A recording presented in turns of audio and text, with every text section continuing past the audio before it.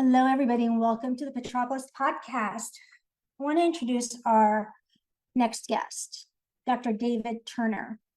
He is a dedicated researcher at the Massey Cancer Center. He is passionate about dogs and their well-being.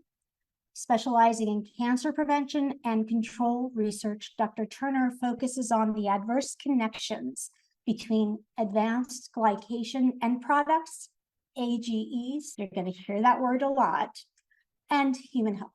A.G.E.s are harmful oxidative compounds prevalent in processed and high temperature cooked foods, and they play a significant role in chronic disease. Dr. Turner co-founded the Anti-A.G.E Foundation, a nonprofit organization which raises awareness about the health impact of processed foods. His co-founder is his wife, Dr. Victoria Findlay, who is a co-leader of the Cancer Prevention and Control Research Program. So along with his extensive research on A.G.E.'s effects on human health, Dr. Turner shifted his focus to our canine companions. Concerned about the heavy consumption of processed foods by dogs, which are higher in A.G.E. content than human foods, he decided to investigate the potential harm to dogs' health and lifespan. This concern arises from his lifelong experience as a dog owner and his belief that the processed foods fed to dogs may seriously affect their well-being. In his ongoing dedication to canine health, Dr. David Turner is actively building a comprehensive database that measures A.G.E. levels in various dog food types, like kibble, like canned food, homemade, and fresh options that are available to us and being touted all over pet stores these days, including by me. This valuable resource is set to be unveiled soon. I'm very excited. And it aims to shed light on the A.G.E. content present in different canine diets. Concurrently, Dr. Turner is conducting experiments to explore the impact of A.G.E.s on chronic conditions prevalent in both dogs and humans, with a particular focus on conditions more commonly observed in dogs. So today, I am asking for a little bit of help from you guys. The Anti-A.G.E Foundation is seeking your support to fund this crucial research initiatives. The data gathered will not only contribute to understanding the effect of A.G.E.s on dogs, but also it'll pave the way for significant advancement in clinical treatments. The ultimate goal is to secure substantial funding to initiate clinical treatment trials for dogs, mirroring successful efforts underway in human hospitals nationwide. So I'm asking all of our listeners to help in advancing Dr. Turner's research. Your contributions can truly make a lasting impact on the health and longevity of our pets. The links for the foundation and Dr. Turner's 2019 TED Talk will be in the show notes. So join us in supporting this vital research. And without any further ado, here is Dr. David Turner. Dr. David Turner, how are you? I'm good. How are you? Thank you for the invitation. Thank you. Thank you. Thank you. Thank you. Okay, let's just jump right into it. What are A.G.E.s? So yeah, that's a question that a lot of people are asking. And to be honest, just over a decade ago, I didn't know what an A.G.E. was. And it actually stands for Advanced Glycation End Products, which only a scientist could call something that name, but unfortunately that's what they're called. And we call them A.G.E.s for short. And I actually came across an article on A.G.E.s and started reading about them. And when I found out what they exactly were, I changed my whole research program, and I've been looking at these things for about 10 years now. But basically what an A.G.E. is, so when you have a sugar come together with a protein or a fat, there's a group called a carboxyl group on a sugar, and there's an amine group on a protein or a fat or any biological molecule. When they come together, there's a rearrangement of the chemical bond that forms an advanced glycation end products, or an A.G.E. It's spontaneous, it's not controlled by any enzymes or anything, and that's what makes it very dangerous. And basically, these A.G.E.s have been shown to accumulate in our tissues and organs as we grow older.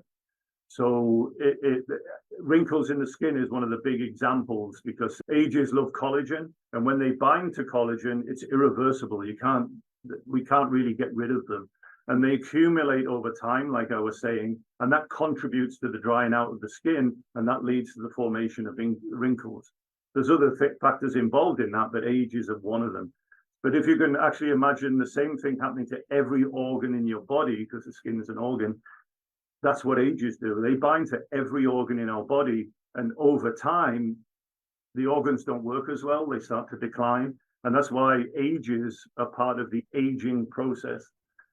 It's total coincidence that it's aging and A.G.E.s, but it's been found out later on that, yeah, they're part of the aging process itself.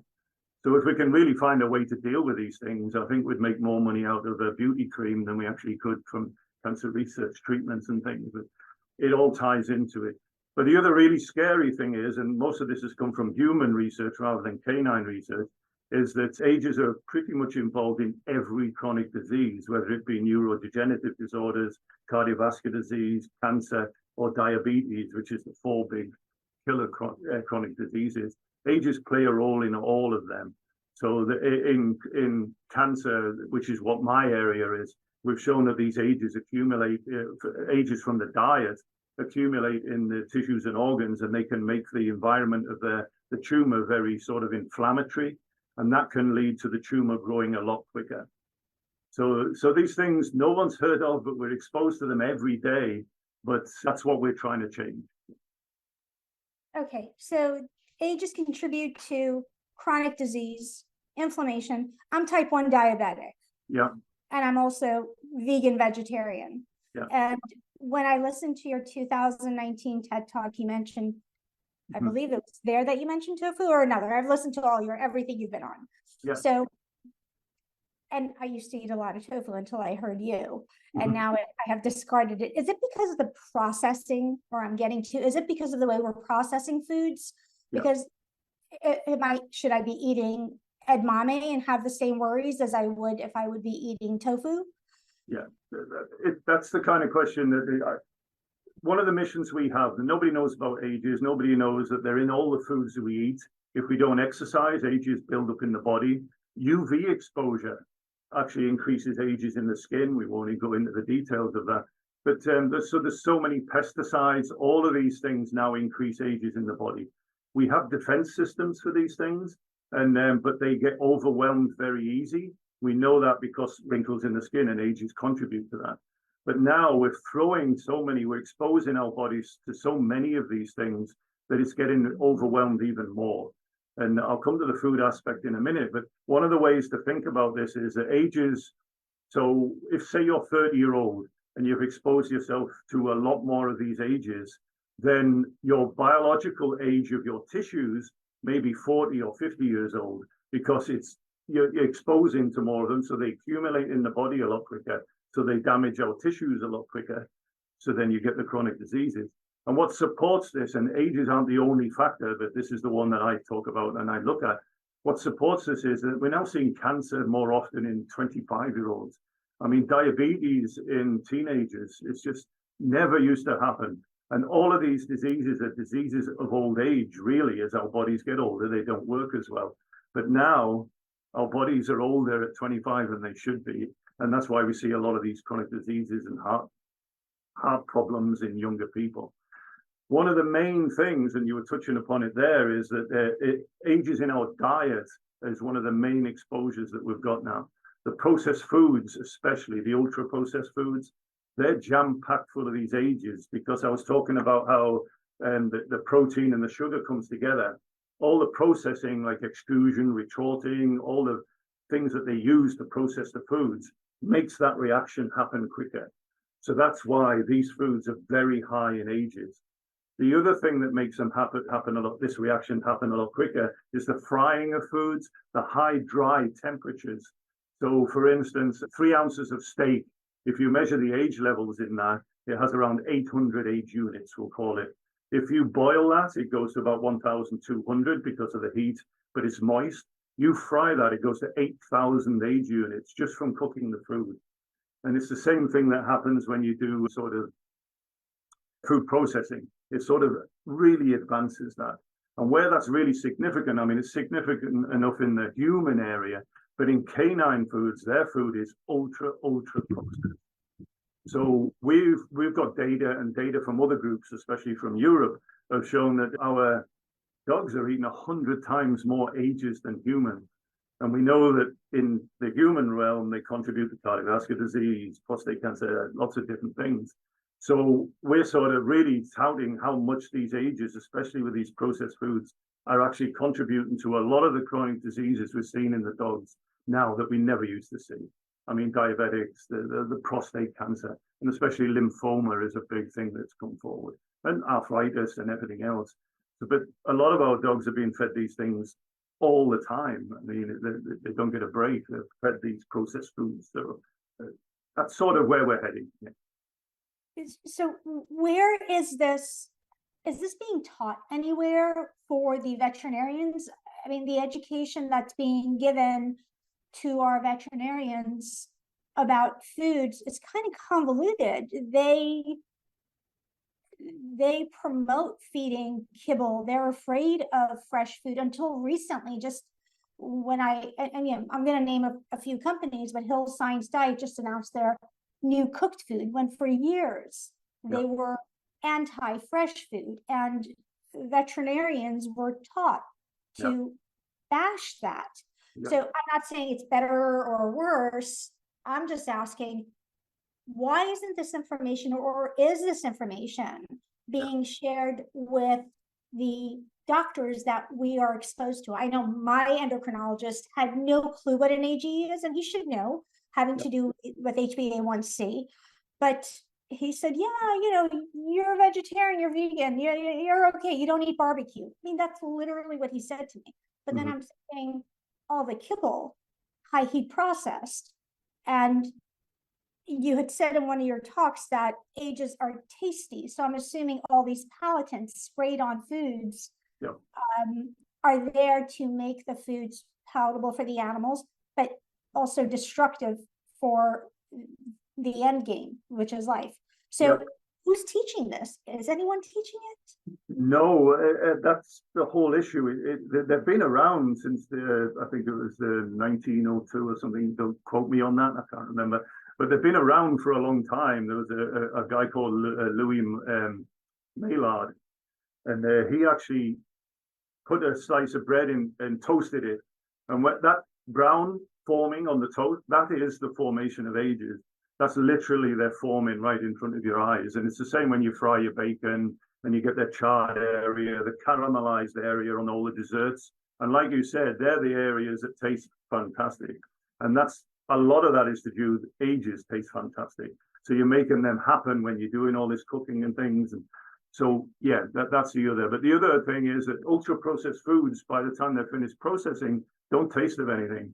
It's just really bad. And A.G.E.s are actually thrown directly into processed foods to make them taste.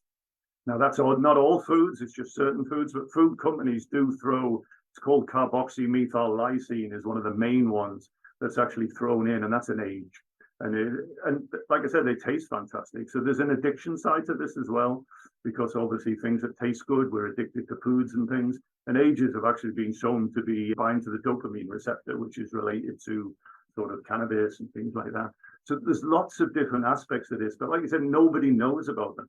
I didn't just over a decade ago. And we've actually started an A.G.E Foundation where we're trying to make the world age aware.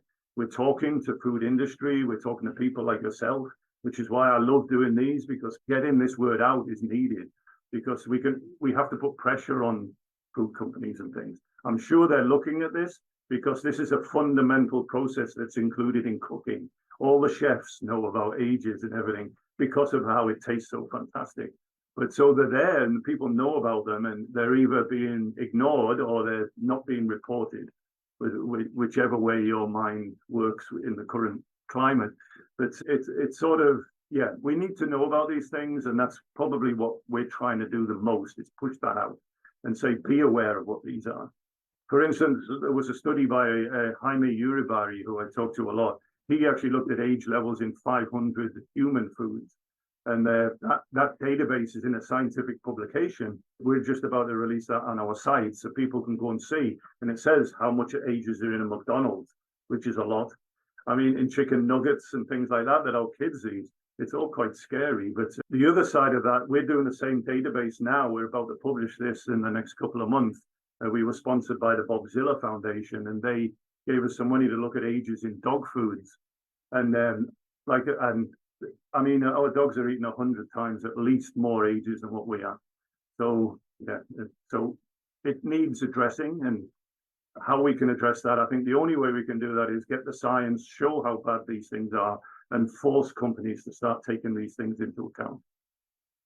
I can imagine that these companies are not interested in funding your research. Yeah, companies, we don't get a lot of attention from it, and until we do something like release our data, then they try to sort of offset that. But yeah, but you mentioned the Hills Science Diets. They're part of this database that we've looked at.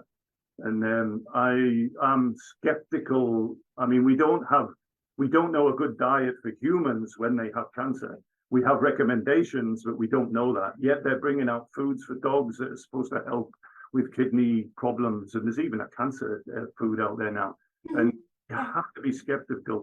And I mean, a bit of a teaser, I suppose, is that the A.G.E.s are just as high in them science diets as they are in an ordinary diet.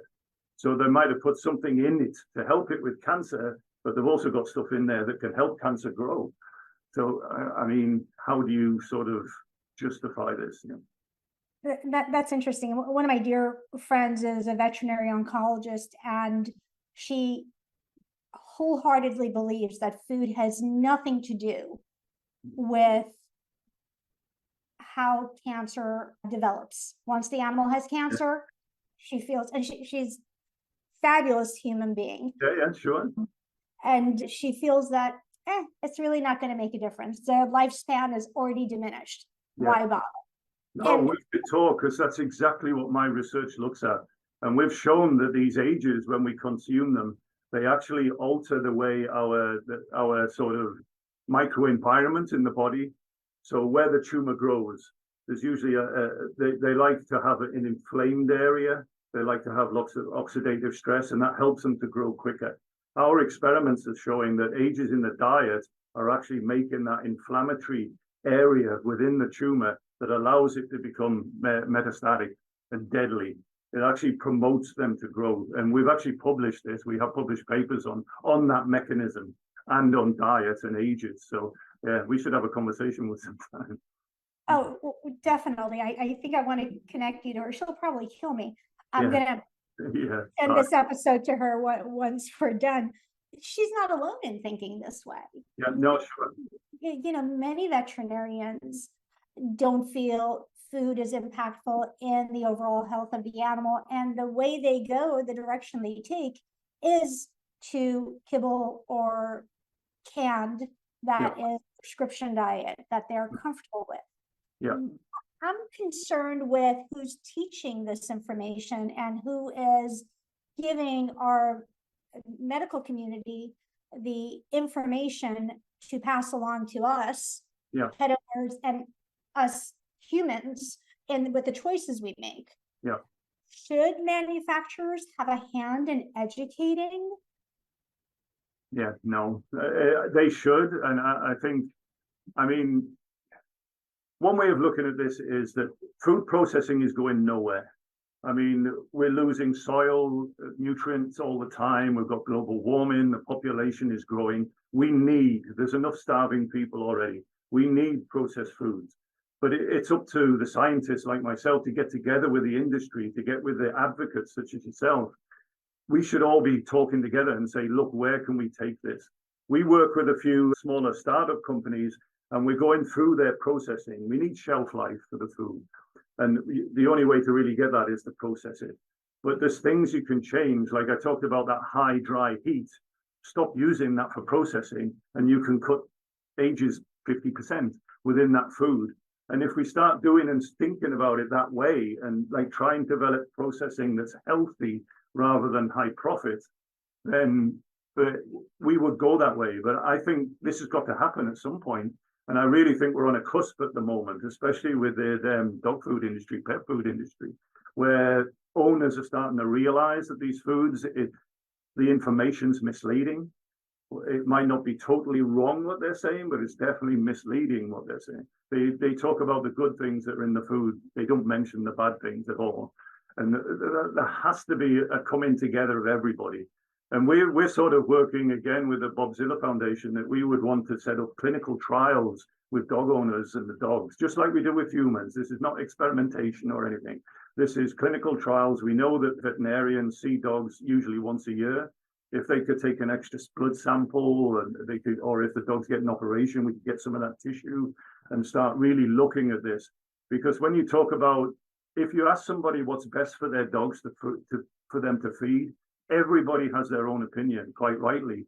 None of it is based on science. And everybody has the raw foods, whether it's the cooked food, whether it's the kibble, everybody has their own opinion, but only science can tell us who is right on this, because that science hasn't been done yet. So if we can do that science and we say, look, food industries, this is what's happening. We need to sort of change the way we're doing things. And yeah, so there's a lot of questions out there, and the only way to answer them is through science. And I really believe these A.G.E.s, because they're a consequence of multiple things within diet, like they're sugar, protein, fat, all cause A.G.E.s. Food processing, even lack of exercise, they're more of this ubiquitous marker that we can really report on what's happening. You can't just look at fats, like is what happens in most of the human research. They look at fats, you look at protein. Nobody eats just fats and protein. It's what happens when they get in the body and get together, and what that biology is. And because the A.G.E.s is at the center of all this, we've sort of made a lot of headway with our research in nutritional research, especially within cancer, but also now within dogs because of the Bobzilla Foundation. Let me just ask you this. You said there's, and again, veterinary and pet food, there's a claim that science does exist in managing how a pet should be fed. You're saying there isn't. None of the information is based on science. There's evidence that hints. It hints that this could be right. It hints that this could be right. But to be honest, there's not enough funding in human research, and there's definitely not enough funding in canine research or pet food industry research that can really get to and really show what's happening. There's indications. There's obvious things. Vegetables that obviously they're healthy. They're low in A.G.E.s. There's hardly any A.G.E.s in them because they don't have like the sugars and the fats that react with each other. Just don't have that. So they're low. But how good is a vegetarian diet for a dog?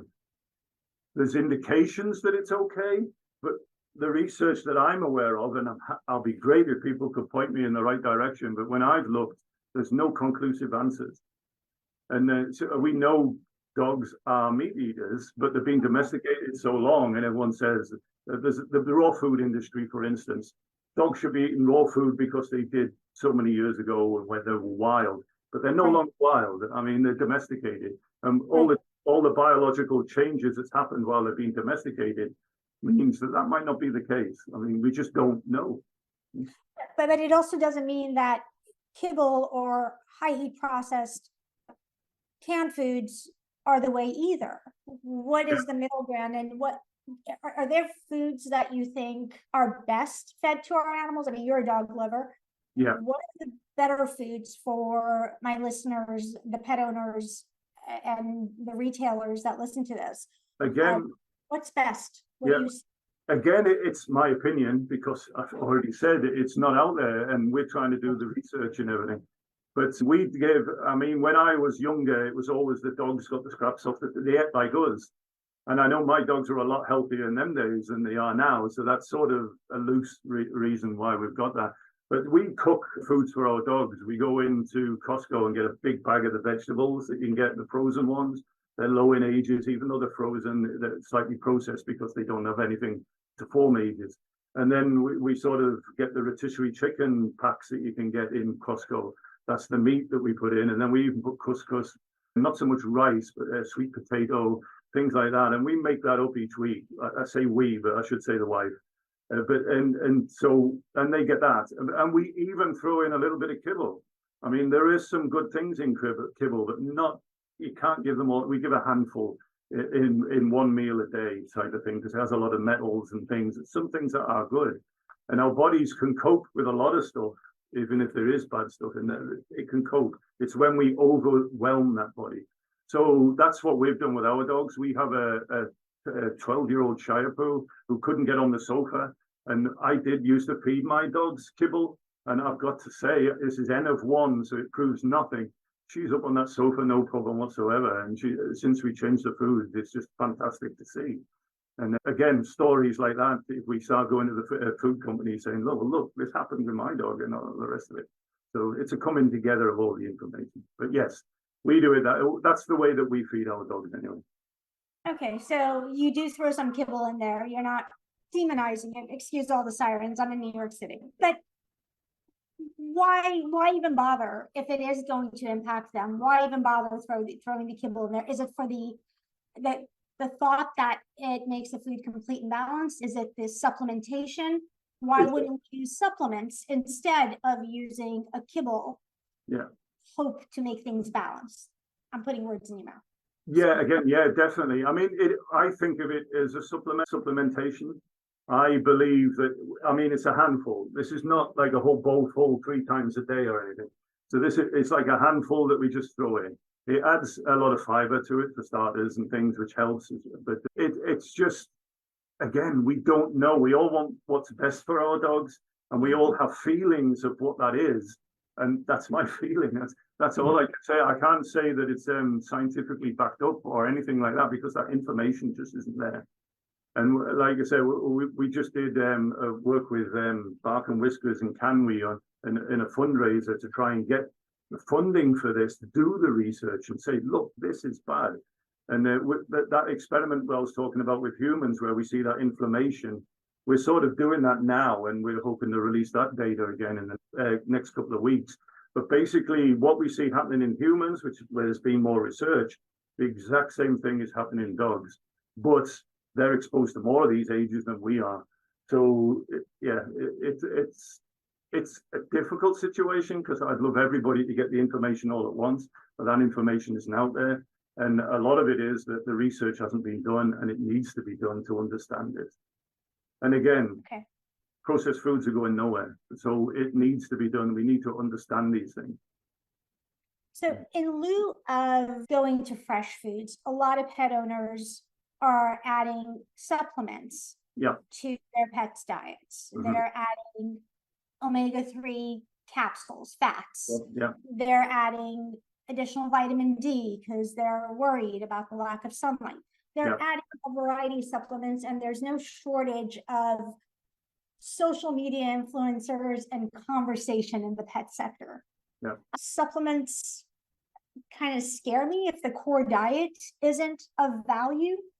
So can you touch on it? And you and I were introduced by Dr. Jed Fahey, who is an advisor on the board of one of the companies I work with, PhytoSmart. We have a product called Zipzyme, which is an algae, whole food algae omega-3. We actually looked at A.G.E.s in the PhytoSmart stuff. So for me, it's really critical, especially with fats and oxidation, to understand where supplementation comes in when we're talking about pet foods and pets' needs. Can you talk about A.G.E.s and supplementation and supplements and fats and how they're connected? Yeah, we can try to do that. But again, we'll start with the researchers and that sort of say this definitively. And I'm sorry to keep repeating myself, but basically there's a different way. So there's data out there showing that supplements can actually inhibit A.G.E.s and actually stop the damage that they're doing. It's very much being done at the bench and in test tubes and things, rather than in what we call vivo, or in the animal or in the human, because it's very different doing something in a test tube to in a body. The body is so complicated, it's like a universe on its own. So one of the keys to all the drugs that we try to develop for cancer treatment is, do they work in vivo or do they work in the body? And it's how we test that. The other side of it, so we've shown in test tubes that supplements such as the sort of tannins, phytochemicals, things like that can inhibit A.G.E.s. But also we've shown that A.G.E.s combine to natural products and things like that and the supplements and stop them from working properly. So which way is dominant, we don't actually know. And I'm sort of being negative, but we'll get to a positive bit at the end. But and so how does it work when it's in the body? Again, we don't know. The other thing with supplements is supplements are great when there's a need for that supplement. So we know, for instance, that African Americans are very low in vitamin D because of the skin pigmentation. They don't take up that vitamin D. So they're very, very low in that. Supplementation can definitely help. But if you're not actually low in vitamin D, then why take the supplement? So the ideal solution is you go out and find out what you are low in and what you're high in, and then you can take the supplements for that. But if you're taking supplements for no reason, it's sort of either obviously not going to help, but too much of anything is not good for the body. And that's even water, oxygen, it doesn't matter. Anything that you have in excess that the body doesn't need can sort of make complications. And we don't know what them complications are from taking too many of these things. We know for sure that vitamin D supplementation can help in cancer treatments and things like that. So, but again, so it's really the situation you're in. But from a human point of view, if you're getting a good balanced diet that has everything in, you're probably okay. But as you get older, then obviously vitamin D drops and things, and lots of other different vitamin C, whichever you're looking at. Then there is benefit to taking it. I mean, it is going to go there, but it still hasn't been conclusively shown that the vitamin D that we take is as effective as vitamin D we get in the limited foods that it's available. But so it's a middle ground again, and it's personal choice. I've had a kidney transplant, so I supplement some things because I've got a transplant. I know I'm short in them things, so I should be taking. This is what I think, rather than what everybody thinks. It's sort of, I'm more common sense, I think, than anything else. So yeah, the supplements can be good. When it comes to fighting A.G.E.s, we're looking at that. And again, we need to look at it in vivo, in the body, that sort of show this. And that's where we're trying to move to at the moment. We've done the test tube work. Now we need to get to sort of design the experiments where we can really see in the body how well these things are working. But again, it's like the pet food company, the supplement market is worth billions, just like so again, nobody really wants anything negative coming out because, yeah, that's going to affect the market. The other side of that, if we can show how well these work, then the market could triple in the next year. But yeah, who knows? Can we, as pet owners and as people, do anything to eliminate these A.G.E.s from our pets' bodies and from our bodies? Yeah, so this is the more positive bit I was on about. So it's all doom and gloom. These A.G.E.s are everywhere. We can't avoid them. We definitely can't. They taste fantastic. They make all the foods look good. So, I mean, one of the big things, just for example, bacon. 3 slices of bacon has around 96,000 A.G.E units if you sort of fry it 5 minutes, no oil. I've never had bacon. Never, ever. No, you wouldn't. But yeah, but the taste is fantastic. It's got to be said. And that's because of these A.G.E.s. Some studies, again, coming out of New York are saying that we should only be exposed to around 20,000 A.G.E.s a day. 3 slices of bacon, that's 4 times more than that. That sort of gives an idea how many. So it's sort of... That's for people. Is it? Do you have the numbers on for pets as well? Well, for pets, like I said, it looks as if they're eating 100 times more than us. So you would expect that damage to be worse. But again, we don't know. That's one of the things we're trying to address. Got it. But I do eat meat. Not very, well, I'd say a lot less than I used to, that's for sure. We're trying to keep it in. I'm one of the believers that we do need a balanced diet all the way around. I would love to be a vegetarian, but I haven't got the willpower. And so we're sort of pushing that these A.G.E.s taste fantastic. We're not saying avoid them altogether, but if you know that you've just had a high-age diet, then have a low-age diet. But the issue with that is nobody knows what ages are in foods. And like on our foundation website, we're trying to sort of change that, where you can go and look and see which one it is. But I'm not a fan of salads, I've got to say. But if I go out and have some bacon, I'll have a salad for a couple of days. And you sort of control, if you know where the A.G.E.s are coming from, you can say, well, I had a lot of A.G.E.s yesterday, so I better cut down today. Because we've all got to live. Food still has to taste fantastic. Tofu, when you fry it, has around 6,000 A.G.E units in it in 3 ounces. So even the vegetarian food is not totally sort of different from this. But obviously, yeah, the lettuce and everything doesn't have many at all. But so the other side is that we've been doing a lot of experiments with treadmills and things from that point of view. Exercise can really negate the age levels in the body. We put cancer survivors through a dietary and exercise program called cardiac rehab, and it's for cardiac patients. So it's not a heavy duty, it's for their recovery after surgery and things. So it's not a heavy duty thing. The diet is eaten sort of sensibly more than anything else. We saw in all the patients that had a high age level at the start of the study, the exercise and dietary intervention brought it down by 80% in some of the patients. And I'd say an average around 50-55%, but we did get 80%, especially in the people that had the highest age levels at the beginning. It really brought them down. So that exercise thing, which, to be honest, we already know this. I mean, we're supposed to eat healthy, we're supposed to exercise, but to have something that can really sort of measure that and put a value to that and sort of show in our experiments biology that if you have high age levels, you have high inflammation in the body, that's involved with all chronic diseases. It's a central mechanism of all diseases. So if we exercise, the ages come down, you reduce that inflammation, you're putting off your chronic diseases. It sounds simple to say it like that, but that's, yeah, I mean, it is that simple. It's just not that simple to do. Because we've become a processed nation and we've become lazy and attached to tablets. Yeah, it's going back to Mother Nature, eating fresh foods wherever possible, being active, using our minds, and grounding and connecting to nature. Yeah. Why does it seem so hard? And why have we taken our animals down to the depth of hell with us? Yeah, I mean, it's because we're not all working together with a common goal. There's a profit goal here, there's a pet owner goal. Yeah, we need to come together. I mean, you said before about veterinarians, a lot of them just don't know about this A.G.E.s, and they're selling the food that's sky high in A.G.E.s in the veterinary clinics. And it is a major income for a lot of clinics.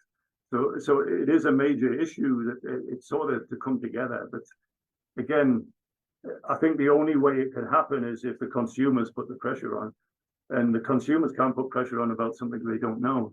And so it's really kept quiet. And so as part of our foundation, we're working towards doing an age certification. So food companies can come to us and sort of, we can say, look, this is, we don't like the traffic light idea, but we could maybe put a green, red, amber as a warning, very much like they've got genetically modified foods on labels now. And then, so, I mean, if we could get everybody to understand what ages were, it would be a lot sort of easier to understand than fat content and all the other stuff, where ages is sort of a surrogate of fat content, protein content, like high HDL, LDL, it all gets too complicated. Ages has the potential to say, look, this is high in ages, be careful, so to speak.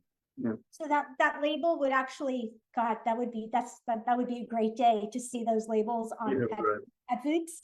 Yeah, I would love to see it on the bags of ions or whatever raw food, primal in the freezer, because if they've participated, that would be impactful for the choices people make, and especially if they have sick animals. Yeah, and I mean, different companies, and I won't go into names, this is probably not the right thing, but some are very proactive. Some have reached out to me to look at the ages in their foods because it is a concern for them.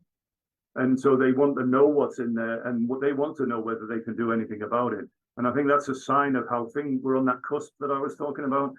Yeah. Now is the time, if we're going to change this, it's around now. There's a lot of interest from people like you and other people that I've talked to, and the consumers starting to, well, hang on, what am I feeding my dog? So now is a good time, yeah, I think. So how can we help advance your research and get the information out? I mean, you're doing this podcast. I want to get this information to as many people as possible. You have Candy, Dr. Karen Becker, you're with Rodney Habib. You're visible, but people still don't know. It's almost like they're avoiding the subject. Yeah, I mean, it's a complicated subject, obviously, and there's not many straight answers, which makes it difficult when we do this. But I mean, the one thing is let's get the research done where nobody can argue. We say, look, this is the way it is. And then food companies would sort of have to say that. I mean, we make drug treatments for cancer patients for anything, and there has to be the health risks of them drugs are always there, and they've always got to say them. it should be the same with processed foods, whether it be human or dogs. I mean, there should be the smoking. This is hazardous for your health. That should be on for processed foods. And if we could manage to push for that and get that, the food companies would change overnight, in my opinion. I mean, it would really sort of make a difference because obviously people are not going to buy that as much as they used to. And then they're going to sort of look at their processing. Like I said, take a look at it, change things, just small things. It might take their profit away, or so they're all scared of this, or they're going to have to charge more. But at least if we're going to be healthier, and there has to be ways to do this better than we're doing at the moment. For sure. Can you touch a little bit about the Bobzilla Foundation? I know they're a little bit out there, controversial. I really love what they're what they're putting out there. So they're quite new. It's Sahara Lottie. I actually did that TEDx talk like you were talking about in 2019, and it was about 2 months after that I got a phone call in my lab, and I sort of picked it up, said, "Hello, Dr. Turner," and she said, "What about A.G.E.s in dog foods?" That's how she opened the conversation. I said, "Excuse me, who's this?" And she says, "I want to know about A.G.E.s in dog food. It makes total sense to me that they're going to be so much higher, they're going to be worse." I said, "Yes, it's exactly what we've sort of been talking about. This is something I wanted to look at for a long time." Anyway, she funded us, and we won't go into amounts or anything, but a lot of money, and to look at this and sort of help us sort of get that data to take on the food companies, to sort of say, look, this needs to change. This bit of information you're given isn't quite true because of this. And you should be talking about this. And she's sort of committed to that, but in a big way. And she loves French bulldogs, and that's the Bobzilla Foundation is all around these French bulldogs, and they're probably one of the dogs that's sort of been genetically manipulated, let's say, over the years and everything. They have a lot of health issues, and that's something that's dear to her heart. And she thinks A.G.E.s is sort of in the kibble and everything contributes to that. So anyway, we're going to publish that data hopefully in the next 2 months. We're just analyzing. We've got all the data. We're just trying to make all the connections and sort of get all our statistics right so we can put the right values on these things so nobody can argue with the data. So hopefully that goes that way. And we're still talking to Sahara about, like I said, them clinical trials and everything with dogs, collecting them tissues. Within the human realm, within the clinical realm, we have a lot of sort of tissue banks that has prostate cancer tissues from humans and everything else. And they're invaluable to like our research when we try to treat humans for cancer, develop new sort of drugs and everything from that point of view. Something like that we want to set up for dogs, and then people that are doing research in the veterinary colleges and the universities can come and say, "Can I have this tissue?" That's really going to move the research forward, because that's what they need to be able to sort of define what's a good diet for a dog. Yeah. So we're sort of working towards that. Fabulous. Would you be open to coming back on in a couple of months after you publish the research and talk about your findings? Yes, anytime. Anything that can get the word out there. And believe it or not, I don't talk much, but for these, I usually leave that to the wife. But for these, yes, anytime. Yeah, it would be. It's fun, and we like to get the word in. We get a sort of emails. I'm happy to answer questions and things, and anything that can sort of help with the people that you're going to put this out to. Yeah, if they want to get in touch with you, give you a load of questions, you can send them to me. I can try and answer them. I will absolutely do that. Please, yeah, everyone, if you have any questions, please pass them along to me, and I will share them with Dr. Turner. And if you can, to my listeners, any amount will be helpful. The link for your site, your foundation, will be in the show notes, and any kind of funding will help your research. I think all of us as animal lovers, people in the pet industry, retail, we all want to see a shift. We want to see the facts, and we want it to be science-based. So let's help get this moved forward. And I'm going to be the first one to add to the foundation today. It's a very new site. We haven't got it up there yet because obviously we're just any donations are coming in. But one thing that we really feel is important, that a lot of sites aren't doing, is we're going to have a special section within the site. What research are we actually doing? What data are we getting? Where it's going and how it's helping? We really want to report that so people can go back and have a look at it. There's also a place there for comments, questions, and everything that can go. But I think it's really important to let everybody know what's happening with their money, which is something. This is a total non-profit, just like yourself. I think even in the clinical trials that we have in the cancer center, there's a big emphasis now from my lab that we go into the community and say, look, you gave us this tissue. This is what we've been doing with it. This is how it's really helped things. And I think that's needed because a lot of the time people donate to these things and then that's all, the money could go anywhere and Right. it could be used for anything. But we really want to be transparent and say, look, we looked at these dog foods. This one was really high. We did these experiments and this sort of made the tumors grow 10 times quicker in dogs, whichever way it is. I mean, so just wanted to say that. Fabulous. Thank you so much for doing this today. I can't tell you how grateful I am. Anytime, and I'll reach out when we get the data out. Yeah. Looking forward to it.